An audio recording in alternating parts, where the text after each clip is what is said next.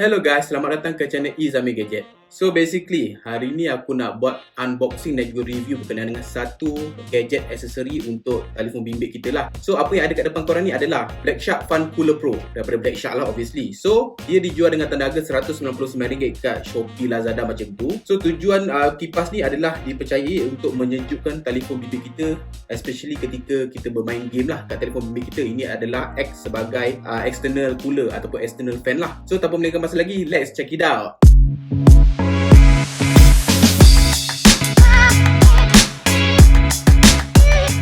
So first thing first, aku nak shout out to Faiz Zainal daripada Fast Channel kerana sudi membenarkan unit yang ada kat depan ni. So thumbs up bro, thank you. So without further ado, jom kita go to the fact dulu. So basically apa yang kita perlu faham based on aku punya pemahaman daripada menonton video Jerry. So dia menerangkan bahawa basically ada dua jenis cooling system lah untuk telefon bimbit. Yang pertama dipanggil passive cooling system, iaitu cooling system yang memang terbina dekat dalam telefon bimbit kita lah, selalunya dalam bentuk thermal paste ataupun sekarang dia ada vapor cooling chamber ke apa benda kat dalam ni lah kan.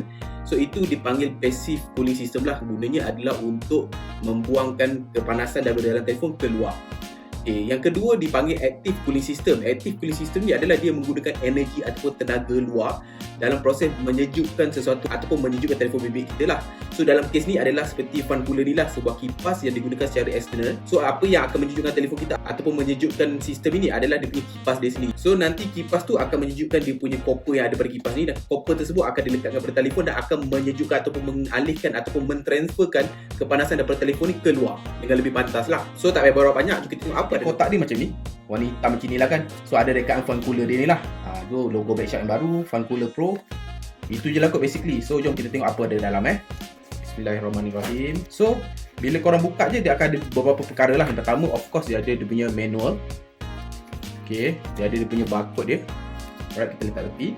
So ni kat dalam ni ada dua item lah. Yang pertama adalah dia punya wire untuk mempowerkan benda ni, iaitu Type A kepada Type C.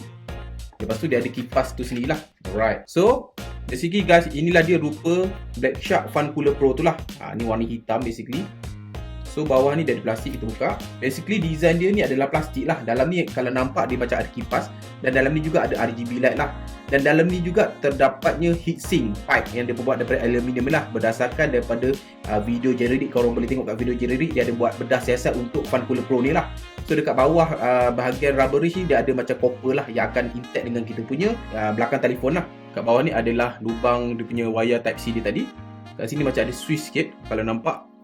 Okay, kat sini macam ada switch sikit.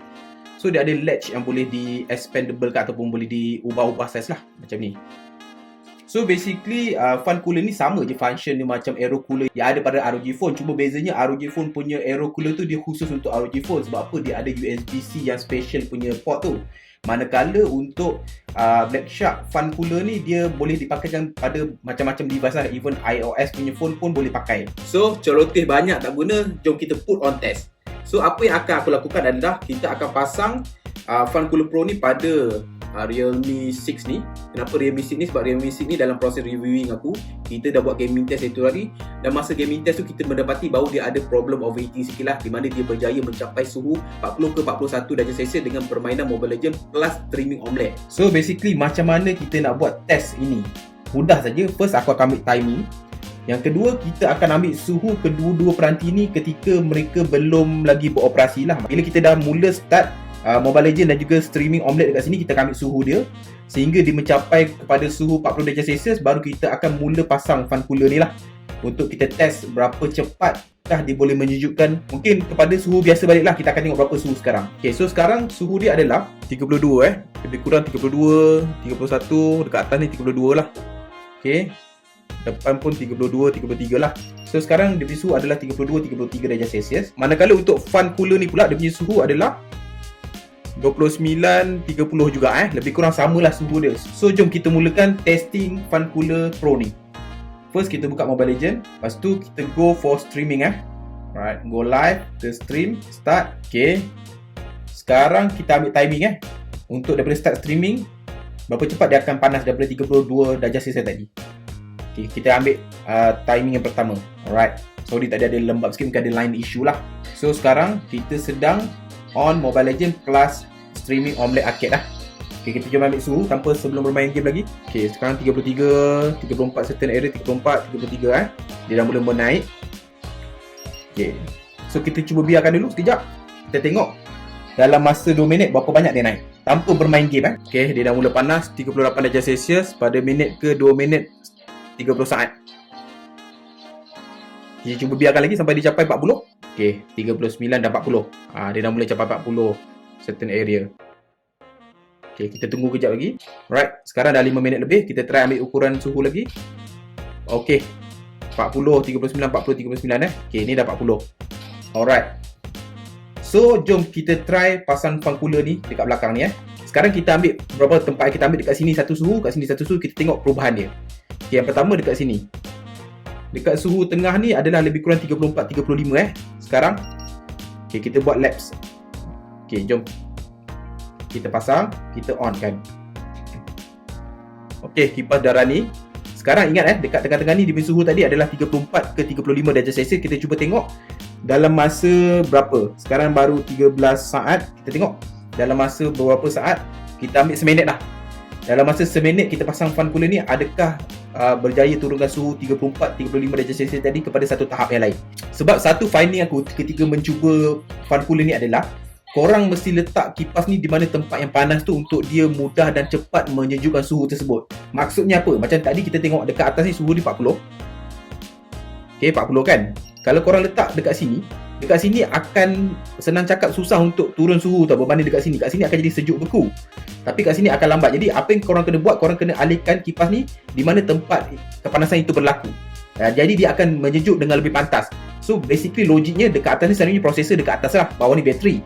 So bateri jarang panas tapi prosesor mudah panas. So nanti lepas kita check suhu dekat sini, sekarang dah 1 minit 12 saat, 1 minit 13 saat dekat labs nombor 2 tu. Kita cuba pergi pada 2 minit, kita cuba ambil suhu. Dalam masa 2 minit, berapakah kesejukan yang berlaku pada tempat yang tengah ni.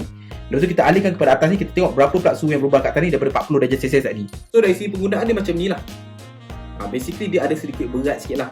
So kalau pada siapa yang concern pasal weight, pasal berat, dia akan ada impact lah dari segi keberatan dia lah. Okay, padam. Kita cabut. Kita cuba ambil suhu kat sini. Suhu kat sini adalah 23-24 darjah Celsius guys. Nampak? Daripada 34 tadi, dalam masa 2 minit dia jatuh hampir-hampir 10 darjah Celsius. Okay, now kat sini pun sejuk tau. Kalau kau nampak, kat sini adalah 24 juga. So suhu yang kat sini sama dengan suhu yang kat belakang tadi masa kita lekatkan dia. So apa yang terjadi sekarang, kita cuba pasang dekat sini pula dekat atas.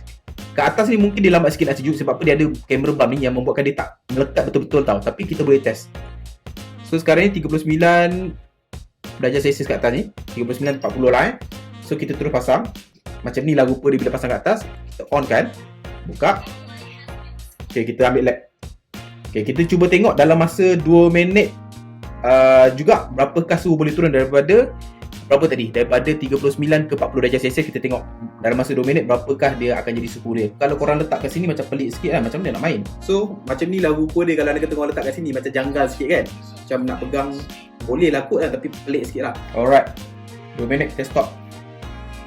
Kita padamkan dia punya cooler ni. Cabut.